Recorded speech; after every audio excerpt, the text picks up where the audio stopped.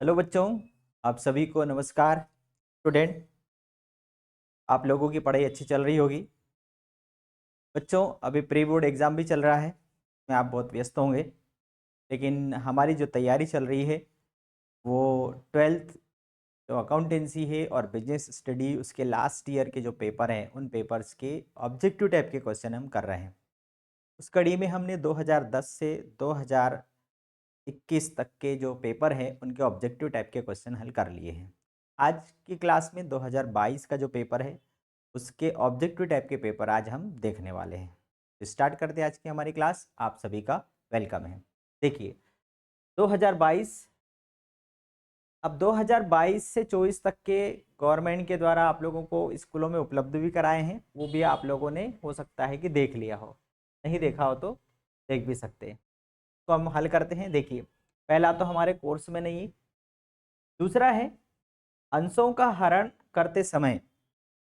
अंशों का हरण कब किया जाता है?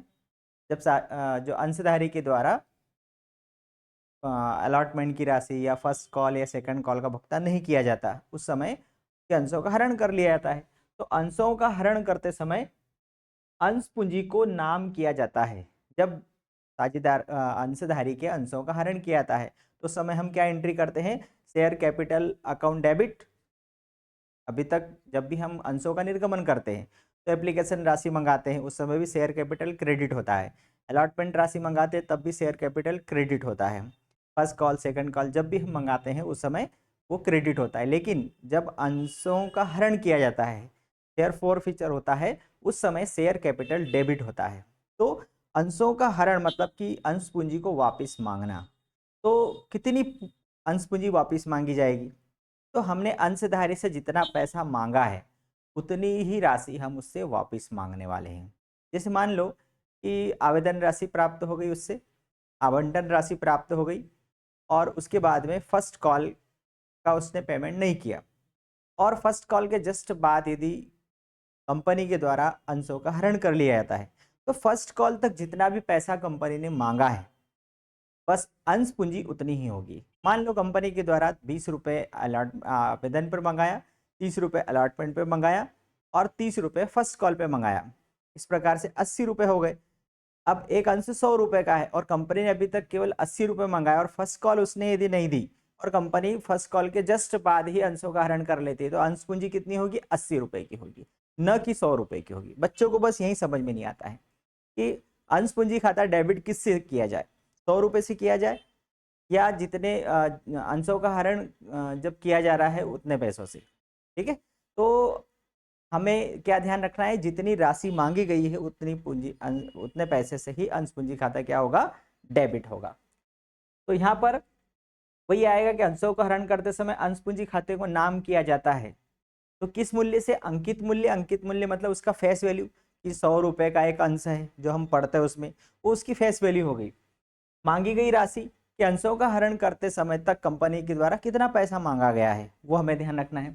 कि चुकाया गया मूल्य, उसने कितना पैसा चुकाया है, और निर्गमित मूल्य कि वो अंश कितने पर निर्गमन किया गया था? 100 रुपये का था, 90 रुपये पर निर्गमन किया गया था, 100 रुपये पर निर्गमन किया गया था। तो यहाँ पर हमें क्या ध्यान रखना है? मांगी गई राशि से कि जब कंपनी अंशों का हरण कर रही है तब तक कंपनी के द्वारा कितना पैसा मांग लिया गया है, उतनी ही अंश पूंजी से अंश पूंजी खाता क्या होगा? डेबिट होगा। क्लियर? अब आपको यहाँ एक चीज ध्यान रखना है, अंशों का हरण कब किया जा रहा है। आपको पहला प्रश्न क्या करना है? जब भी अंशों का हरण किया जाता है तो उसमें अंश पूंजी खाता डेबिट किस राशि से होगा? तो पहला प्रश्न क्या होगा हमारा कि अंशों का हरण कब किया जा रहा है, ये ध्यान रखना है। और जब हरण किया जा रहा है तब तक कंपनी ने कितना पैसा मांगा है, आवेदन पे, आवंटन पे, फर्स्ट कॉल पे, सेकंड कॉल पे, बस उतना पैसे अंश पूंजी खाता डेबिट होगा। साझेदारी का अनिवार्य अंग क्या है? ये पहले भी आ चुका है कि साझेदारी का सबसे अनिवार्य अंग क्या है? लाभ को बांटना। अब यहाँ भी कंफ्यूजन वाले प्रश्न है ना। आपको एक लेवल का प्रश्न मिलेगा कि जहाँ आपके लिए दो आंसर होंगे, आप कंफ्यूज हो जाएंगे कि इसमें क्या लिखूं। लेकिन यहाँ पर आपको ध्यान देना पड़ेगा कि हानि को बांटना अनिवार्य नहीं है, लाभ को बांटना अनिवार्य है। क्लियर? फिर है रोकड़ प्रवाह विवरण, किससे रिलेटेड है? कौन से लेखांकन प्रमाप से रिलेटेड है? तो ये लेखांकन प्रमाप 3 से रिलेटेड है। ये रोकड़ प्रवाह विवरण जो कैश फ्लो स्टेटमेंट है वो। क्वेश्चन नंबर 5 है, निम्न में से कौन सा वित्तीय विवरणों का विश्लेषण का उपकरण नहीं है? भाई वित्तीय विवरणों के विश्लेषण के अलग अलग तकनीक होती है। उपकरण मीन्स तकनीक। जैसे पहले जो था हमारे कोर्स से हट गया, वो क्या था? समाकार वित्तीय विवरण, तुलनात्मक वित्तीय विवरण, फिर अनुपात विश्लेषण, रोकड़ प्रवाह विवरण। तो अभी हमारे कोर्स में क्या है? अनुपात विश्लेषण है, रोकड़ प्रवाह है। तो यहाँ पर दिया है कि निम्न में से कौन सा वित्तीय विवरणों के विश्लेषण का उपकरण नहीं है। तो भाई देखो, अनुपात विश्लेषण ये भी हमारे वित्तीय विवरणों के विश्लेषण की एक तकनीक है। तुलनात्मक विवरण ये भी एक तकनीक है। समाकार विवरण ये भी एक तकनीक है। लेकिन जो तलपट है, ये वित्तीय विवरणों के विश्लेषण की तकनीक नहीं है, ये उसका उपकरण नहीं है। तलपट तो एक विवरण है। ख्याति क्या है? तो ख्याति, अब देखिए, मैंने आप लोगों को पहले जो पढ़ाया था उसमें दिया है कि ख्याति एक कृत्रिम संपत्ति है। अब यहाँ पर दो प्रश्न है कि ख्याति एक स्थायी संपत्ति है। तो यहाँ पर ख्याति एक कृत्रिम संपत्ति है, ये मैंने बताया था। लेकिन जो बोर्ड के जो मॉडल आंसर आते हैं, उन मॉडल आंसर में जो इसका आंसर दिया गया है कि ख्याति एक स्थायी संपत्ति है, तो हम मॉडल आंसर को ही आदर्श मानेंगे और उसके अनुसार ही, क्योंकि जो कापियाँ चेक होती है तो भोपाल से माध्यमिक शिक्षा मंडल से एक मॉडल आंसर आता है कि उसका सही आंसर क्या होगा। तो उसमें दिया है कि एक स्थायी संपत्ति है ख्याति।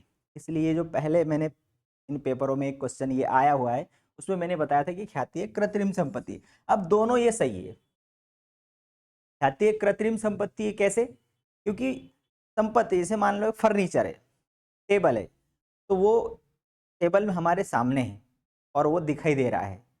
लेकिन ख्याति एक तो अमूर्त है, दिखाई नहीं दे रही है, और है हमेशा मानते हैं, मतलब वो कृत्रिम है। कृत्रिम का मतलब होता है कि जिसको बनाया गया है कि हाँ व्यापार की ख्याति होती है और होती है, लेकिन वो कृत्रिम है। तो यहाँ पर ये ख्याति एक कृत्रिम संपत्ति भी है और स्थायी संपत्ति भी है। तो उन के द्वारा मॉडल आंसर में जो आंसर आया है कि ख्याति एक स्थायी संपत्ति, इसको आंसर माना गया है। और इसलिए हमारा जो आंसर है, पहले भी मैंने पेपरों में पढ़ाया है, तो वहाँ पर आप इसको ध्यान दे देना कि ख्याति एक स्थायी संपत्ति, मॉडल आंसर को हम प्रमाणित मानेंगे। ठीक है, चलिए आगे बढ़े हम।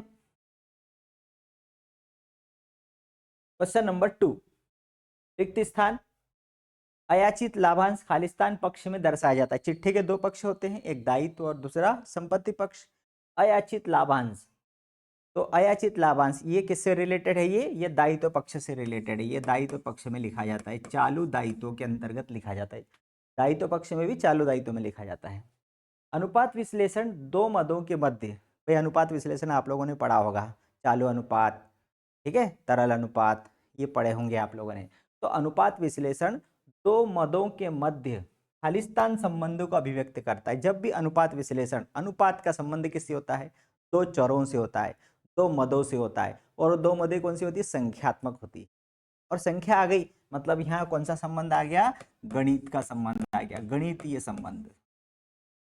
संख्यात्मक संबंध लिख दो, गणितीय संबंध लिख दो, दोनों बराबर है। ऋण पत्र, ऋण का क्या है? एक लिखित प्रमाण है, ये पहले आ चुका है, हम कर चुके हैं इसको। अंशों का हरण करने से पूर्व उसकी सूचना देना अनिवार्य है। भाई सामने वाले अंशधारी के अंशों को आप हरण कर रहे हैं तो आप उसको सूचना देना पड़ेगी कि आपके अंशों का हरण किया जा रहा है। ठीक है। प्रतिभूति प्रीमियम खालिस्तान प्रकृति का लाभ है। भाई प्रतिभूति प्रीमियम ये होता क्या है? जैसे मान लो 100 रुपए का अंश है और आपके अंश की अधिक वैल्यू है, ज़्यादा डिमांड है, तो कंपनी 100 रुपए के अंश को 120 पर निर्गमन कर देगी। तो फेस वैल्यू तो 100 है, कंपनी के अंश पूंजी तो 100 की है, लेकिन 20 रुपए जो एक्स्ट्रा पैसा मिल रहा है वो क्या है? वो प्रीमियम राशि है, प्रतिभूति प्रीमियम। प्रतिभूति मीन्स अंश, और अंशों के ऊपर एक एक्स्ट्रा राशि ली जा रही, प्रीमियम राशि ली जा रही 20 रुपए की। अब ये एक प्रकार का अतिरिक्त लाभ हो गया, और लाभ भी कैसा है? बड़ा है, और इसलिए ये कौन सी प्रकृति का लाभ हुआ? पूंजीगत लाभ हुआ। कौन सा लाभ हो गया? पूंजीगत लाभ हो गया। जब बड़ा होता है तो पूंजीगत हो जाता है। फिर ये दोनों हमारे कोर्स में नहीं है। क्लियर। क्वेश्चन नंबर 3, सही जोड़ी दी गई है तो समझ लेते हैं। विघटन के पश्चात प्रथम भुगतान किसको किया जाता है? भाई जब भी फर्म का विघटन होगा, मतलब फर्म का व्यवसाय बंद किया जाएगा, तो भाई सबसे पहले तो बाहर के लोगों को दिया जाएगा। बाहर के लोगों से आपने जो ऋण लिया होगा उसको भुगतान किया जाएगा। तो बाहर का मतलब तृतीय पक्ष, फर्स्ट पक्ष फर्म, सेकंड पक्ष साझेदार, और थर्ड पक्ष बाहर के लोग, तो बाहर के लोगों को पहले भुगतान करना पड़ेगा, साझेदार को बोलना पड़ेगा भैया तो रोक, है ना। तो तृतीय पक्ष, तो फर्म के विघटन के पश्चात प्रथम भुगतान किसको किया जाता है, तृतीय पक्ष को किया जाता है। नंबर 1, साझेदार की मृत्यु पर उसके हिस्से का भुगतान, भाई मृत्यु हो गई तो उसके कानूनी उत्तराधिकारी को, बहुत इजी है। फर्म का आंतरिक दायित्व क्या है, आंतरिक दायित्व मतलब घर के अंदर के ही व्यक्ति, तो फर्म के अंदर का व्यक्ति कौन हो गया, साझेदार हो गया, तो साझेदार का ऋण ये आंतरिक दायित्व है, जब पैसा बचेगा तो उसको भी भुगतान कर दिया जाएगा। फर्म का बाह्य दायित्व क्या है, बैंक का ऋण, ये बाहरी दायित्व, बैंक बाहर की व्यक्ति है इसलिए वो बाहरी दायित्व हो गया, साझेदार अंदर का व्यक्ति इसलिए आंतरिक दायित्व हो गया। बस सीधी सी भाषा में ऐसा समझना है। साझेदारी सल्लेख बनाना अनिवार्य नहीं होता, ये आ गया हमारा 5th नंबर। और चिकित्सक क्या है, ये तो कोर्स में नहीं है हमारा, जो नहीं है उसको बिल्कुल हम हटा ही देते हैं। फिर है एक शब्द में उत्तर देना है, ये भी कंपनी के लाभ हानि को अनुसूची के अनुसार कौन से शीर्षक में दिखाया जाता है। भाई लाभ हानि खाता बनाया 11th क्लास में, व्यापार खाता लाभ हानि खाता, व्यापार खाते से सकल लाभ आया, लाभ हानि खाते से शुद्ध लाभ आता है। तो कंपनी का जो लाभ हानि खाते से शुद्ध लाभ आया, अब उस शुद्ध लाभ को हम कहाँ ले जाते थे, तो 11th क्लास में आपने देखा होगा बैलेंस शीट में हम पूंजी में जाके जोड़ देते हैं, लाभ होता है तो जुड़ जाता है, शुद्ध हानि होती थी तो घटा देते थे। अब यहाँ पर कंपनी की दशा में भाई जो शुद्ध लाभ आया उस शुद्ध लाभ को चिट्ठे में ले जाना है, तो चिट्ठे में वहाँ तो पूंजी अंश पूंजी है, बहुत बड़ी है, अधिकृत पूंजी अलग है, निर्गमित पूंजी अलग है, याचित पूंजी अलग है सब, तो उस लाभ को आप बैलेंस शीट में कहाँ ले जाओगे, तो यहाँ पर वही पूछा है कि कंपनी के लाभ हानि को अनुसूची के अनुसार, मतलब अनुसूची जो कंपनी अधिनियम अनुसूची जो चिट्ठे के लिए दी गई है उसके अनुसार कौन से शीर्षक में दिखाया जाता है, संचय एवं आधिक्य, संचय एवं आधिक्य, इसके अंतर्गत उसको उस लाभ को दिखाया जाएगा। ठीक है, कुल लागत कुल विक्रय के बराबर कहाँ होता है, तो सम विच्छेद बिंदु पर, कौन से बिंदु पर, सम विच्छेद बिंदु पर। ऋण पत्र का प्रतिफल क्या है, अंश का प्रतिफल लाभांश, ऋण पत्र का प्रतिफल ब्याज, तो जहाँ ऋण आ गया मतलब ब्याज आ गया। पुराने और नए अनुपात का अंतर त्याग अनुपात, भाई हमेशा ध्यान रखना बड़ी रकम में से छोटी रकम घटाई जाती है, पुराना ज्यादा होगा नया कम मतलब त्याग, नया ज्यादा होगा पुराना कम तो लाभ। ख्याति के मूल्यांकन का आधार क्या है, लाभ है, तो ख्याति का मूल्यांकन हम कैसे करते हैं, गत वर्ष के लाभ के योग के आधार पर, मतलब लाभ है उसके मूल्यांकन का आधार। कौन सी ख्याति हमेशा बदलती रहती है, चूहे के स्वभाव वाली, चूहे के स्वभाव वाली ख्याति, क्योंकि चूहे का स्वभाव स्थिर नहीं होता, आज खेत में है कल खलियान में है परसों घर है पर फिर कहीं और है, इस प्रकार से चूहे के स्वभाव वाला जो कस्टमर है वो आज इस दुकान से खरीदेगा कल दूसरी दुकान से खरीदेगा परसों तीसरी दुकान से खरीदेगा, तो ये ख्याति का मूल्य सबसे कम होता है, और एक ये ख्याति हमेशा कैसे रहती है, बदलती रहती है, चूहे के स्वभाव वाली। तो ये आंसर आएगा उसका। क्वेश्चन नंबर 5, ट्रू और फॉल्स देख लेते हैं। कंपनी के चिट्ठे में अधिकृत पूंजी को दर्शाने की आवश्यकता नहीं होती, तो ये हो गया फॉल्स। होती है, कंपनी के चिट्ठे में अधिकृत पूंजी को दर्शाया जाता है लेकिन उसको टोटल में जोड़ा नहीं जाता, ये ध्यान रखना। वित्तीय विश्लेषण केवल लेनदारों द्वारा प्रयोग में लाए जाते हैं, ये भी फॉल्स है। भाई वित्तीय विश्लेषण का उपयोग तो बहुत सारे लोगों के द्वारा किया जाता है, केवल लेनदारों के द्वारा नहीं, सभी के द्वारा किया जाता है। तुलनात्मक विवरण क्षैतिज विश्लेषण का एक रूप है, ये ट्रू है, अब वो हट गया।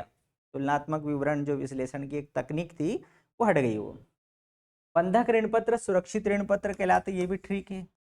तो बंधक ऋण पत्र किसको बोलते हैं, बंधक ऋण पत्र ही सुरक्षित ऋण पत्र होते हैं, और इन्हें सुरक्षित ऋण पत्र क्यों बोलते हैं, क्यों, क्योंकि इनके लिए कंपनी की संपत्ति को गिरवी रखा जाता है, इसलिए सुरक्षित होते हैं। अंशों के समर्पण का अधिकार अंशधारी को होता है, तो भाई समर्पण कौन करता है, जिसके पास होता है वो समर्पण करता है, तो अंशधारी के पास अंश है वो खुद समर्पण करेगा, तो ये अंशों का समर्पण कहलाता है। कंपनी यदि उसके अंशों को छीन लेगी तो वो हरण कहलाएगा। साझेदारी अनुबंध सदैव लिखित होता है, ये फॉल्स, सदैव लिखित नहीं होता है, मौखिक भी हो सकता है। है ना, लिखित होना अनिवार्य नहीं है। तो ये था हमारा 2022 का जो पेपर था, इस 22 के पेपर के हमने ऑब्जेक्टिव टाइप के क्वेश्चन देखे।